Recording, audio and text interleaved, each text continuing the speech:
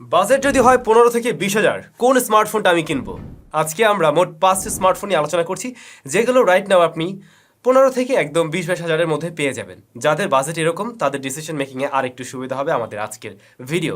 এই স্মার্টফোনগুলোর চেহারা দেখে আমরা নিয়ে আসছি এমন না, ব্র্যান্ড দেখে চয়েস করে ফেললাম এমনটাও না, কয়েকটা ক্রাইটেরিয়া ফলো করেই দেন নেওয়া হয়েছে। যেমন ভালো মানের ডিসপ্লে থাকতে হবে, ফুল এইচডি প্লাস তো অবশ্যই, পাশাপাশি হাই রিফ্রেশ রেট এবং সুপার অ্যামোলেড হতে পারে। সেই সাথে ভালো প্রসেসর হওয়া চাই, কারণ অনেকেই তো আবার গেমিং করতে চাইবেন। পাশাপাশি ক্যামেরা সেকশনও আমরা ভালো রেখেছি, অর্থাৎ আমার শুধুমাত্র গেমিং না, পাশাপাশি আমার ক্যামেরাও ভালো চাই। দেন ব্যাটারি ব্যাকআপ মিনিমাম 5000 mAh। তবে দুঃখের কথা আর কি বলবো, এই বাজেটে মাত্র আমরা 3টা ব্র্যান্ডকে চয়েস করতে পারলাম আজকে। রিয়েলমি, আর ওদিকে হলো রেডমি, আর ইনফিনিক্স ছিল একটা। তো যাই হোক, আমি মোটেই 1, 2, 3 এভাবে লিস্টিং করছি না, কারণ বাজেটটা তো একদম ওই 15-16 থেকে শুরু হয়ে ওদিকে 22 পর্যন্ত চলে গেছে। তো প্রত্যেকটার প্রাইস পয়েন্ট থেকে মোটামুটি ভালোই হবে। শুরুতেই তাহলে আমরা একটু দামি ফোনে যাচ্ছি, দেন স্টেপ বাই স্টেপ 15-16 হাজার চলে আসা যাবে। আপনার পকেটে এই মুহূর্তে যদি থাকে 22-23 হাজার টাকা, তাহলে চয়েস করতে পারেন রিয়েলমি 9 5G এই স্মার্টফোনটার গ্লোবাল এডিশনকে। আবার এটার কিন্তু ইন্ডিয়ান একটা ভ্যারিয়েন্টও পাওয়া যায়, যাতে মিডিয়াটেকের প্রসেসর রয়েছে, যা 22 হাজার টাকায় পাবেন। তবে আমি বলবো একটু কষ্ট করে হলেও 1000 বা 1500 টাকা বাড়িয়ে আপনি স্ন্যাপড্রাগন এডিশনটা নেবেন। কি অফার করছে? কোয়ালকম স্ন্যাপড্রাগন 695 5G SoC রয়েছে, এবং এর 6128GB ভ্যারিয়েন্টের আজকের দিনের প্রাইসটাই আমি জানলাম 23,000 প্লাস, কিছুটা বেশি। ডিসপ্লে সেকশনে IPS LCD panel, full HD plus রেজুলেশনের এবং 120 হার্টজ হাই রিফ্রেশ রেটের। ক্যামেরা সেকশনে আমরা দেখতে পাই 50 মেগাপিক্সেল মেইন শুটার, 2 মেগাপিক্সেলের ডেপথ, 2 মেগাপিক্সেলের ম্যাক্রো এবং 16 মেগাপিক্সেলের ফ্রন্ট ফেসিং ক্যামেরা। আর ব্যাটারি হিসেবে 5000 mAh 18 ওয়াটের চার্জার। যদিও চার্জারটা তুলনামূলকভাবে বেশ কিছুটা ছোট মনে হয়, তবে ভালো প্রসেসর থাকার কারণে আমরা মূলত এটাকে এই বাজেট থেকে চয়েস করি।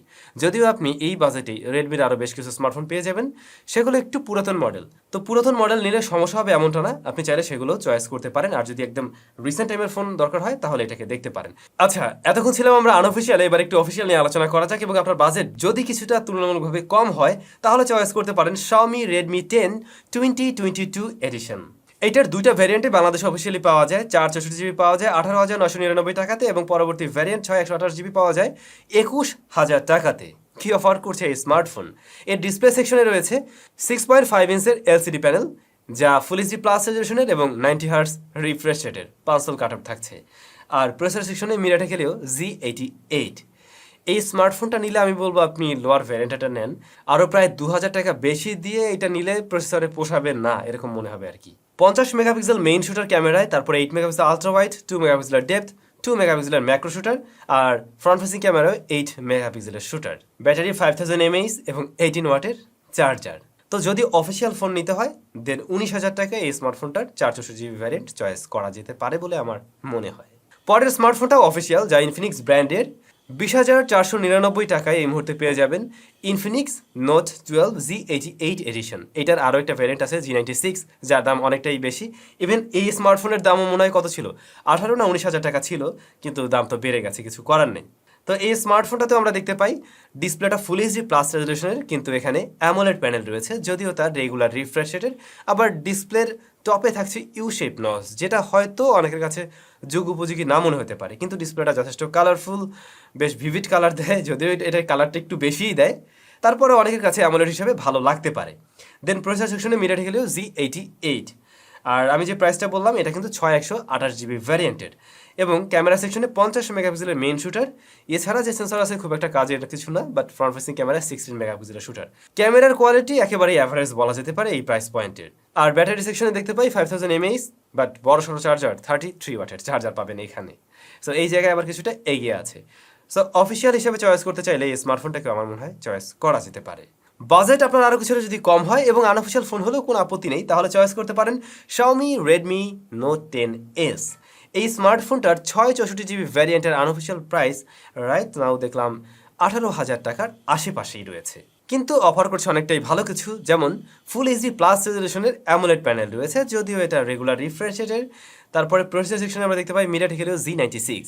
দেন ক্যামেরায় 64 megapixel main shooter, 8 megapixel ultra wide, 2 মেগাপিক্সেলের ডেপথ, 2 মেগাপিক্সেলের ম্যাক্রো এবং ফ্রন্ট ফেসিং ক্যামেরায় 13 মেগাপিক্সেলের শুটার।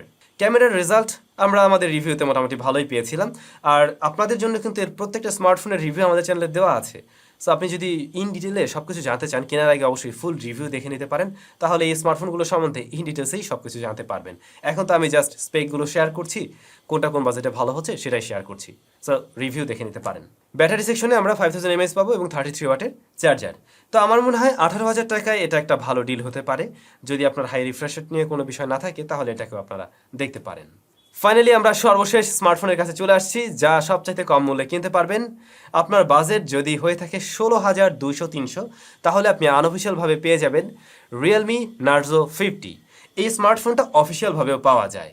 এই স্মার্টফোনটার 464GB ভ্যারিয়েন্ট অফিসিয়ালভাবে মনে হয় পাওয়া যায় 19,000 টাকার আশেপাশে, বাট আনঅফিসিয়ালটা আপনি পেয়ে যাবেন ওই যে 16,000 টাকার আশেপাশে।